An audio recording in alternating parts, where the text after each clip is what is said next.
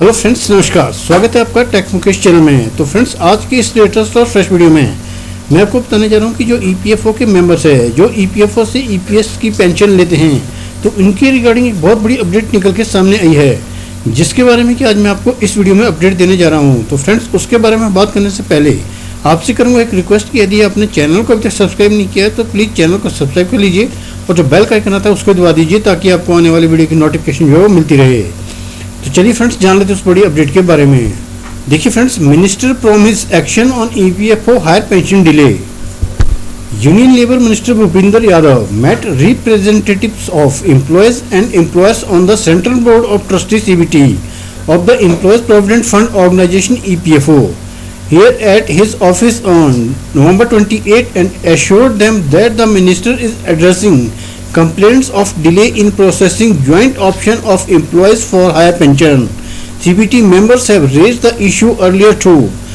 Trade union leaders allege that thousands of employees applicants are stuck over lack of subscription data for previous year. The meeting was primarily of discuss human resources and administrative issues in the EPFO.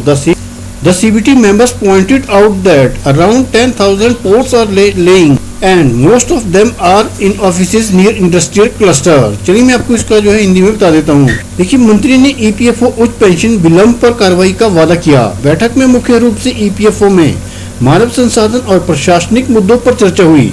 CBT सदस्यों ने बताया कि लगभग 10,000 पद खाली पड़े हैं और उनमें से अधिकतर औद्योगिक समूहों के पास के कार्यालयों में हैं। केंद्रीय श्रम मंत्री भूपेंद्र यादव ने 28 नवंबर को यहां अपने कार्यालय में कर्मचारी भविष्य निधि संगठन ईपीएफओ की केंद्रीय न्यासी बोर्ड सीबीटी के कर्मचारियों और नियोक्ताओं के प्रतिनिधियों से मुलाकात की और उन्हें आश्वासन दिया कि उच्च पेंशन के लिए कर्मचारियों के विकल्प में मंत्रालय संयुक्त प्रसंस्करण में देरी की शिकायतों का समाधान कर रहा है। सीबीटी सदस्य पहले भी यह मुद्दा उठा चुके हैं। ट्रेड यूनियनों का आरोप है कि पिछले वर्षों के सब्सक्रिप्शन डेटा की कमी के कारण हजारों कर्मचारियों के आवेदन अटके हुए हैं। बैठक मुख्य रूप से ईपीएफओ में मानव संसाधन और प्रशासनिक मुद्दों पर चर्चा के लिए थी।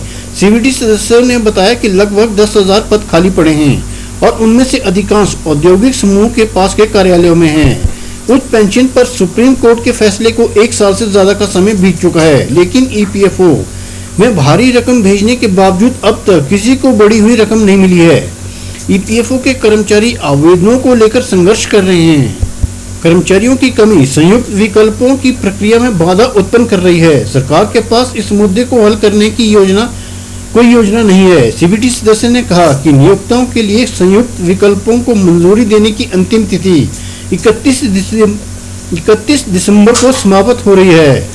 बैठक में ईपीएफओ वेबसाइटों की तकनीकी समस्याओं को भी उठाया गया। जब भी हम यह मुद्दा उठाते हैं, मंत्री कहते हैं कि सरकार भारतीय स्टेट बैंक की वेबसाइट का अध्ययन कर रही है, लेकिन वह अध्ययन अभी तक पूरा नहीं हुआ है। उन्होंने बैठक में ऐसी शिकायतों पर चर्चा की और श्री यादव ने सदस्यों को आश्वासन दिया कि ऐसे श्रम मंत्रालय ऐसी लंबित शिकायतों पर ईपीएफओ कर्मचारियों और अधिकारियों के प्रतिनिधियों के साथ चर्चा करेगा। तकनीकी देरी पर मंत्रालय ने सदस्यों को बताया कि वेबसाइट के प्रदर्शन में सुधार हुआ है और यह ग्राहकों की पैसे की निकासी और हस्तांतरण जैसे अनुरोधों के निपटान में वृद्धि दिखाई दे रहा है। सीबीटी सदस्यों ने मंत्री से 2024 में आगामी लोकसभा चुनाव से पहले न्यूनतम पीएफ पेंशन बढ़ाने की याचिका पर विचार करने का भी आग्रह किया है। देखिए फ्रेंड्स, सीबीटी और जो ट्रेड यूनियनों के नेता है, उनकी जो श्रम मंत्री श्री भूपिंदर सिंह यादव जी के साथ मीटिंग हुई है, तो उसमें उन्होंने जो बताया है कि लगभग 10,000 पद पहले खाली पड़े हैं और जो सुप्रीम कोर्ट ने फैसला सुनाया है उसको 1 साल से ज्यादा का समय हो गया है, लेकिन अभी तक किसी को जो है वो बढ़ी हुई रकम नहीं मिली है। सरकार क्या कर रही है? क्या 2024 में जो चुनाव जा रहे हैं उससे पहले जो हमें हायर पेंशन मिलेगी और जो न्यूनतम पेंशन को लेके हमारे जो सदस्य हैं, जो कि दिल्ली में लगातार प्रदर्शन कर रहे हैं अपनी पेंशन, अपनी मांगों को बढ़ाने के लिए, तो क्या न्यूनतम पेंशन को बढ़ाया जाएगा? तो श्रम मंत्री भूपिंदर सिंह यादव ने कहा है कि उच्च पेंशन पर विलंब जो हो रहा है उसके ऊपर जो है वो कार्रवाई की जाएगी।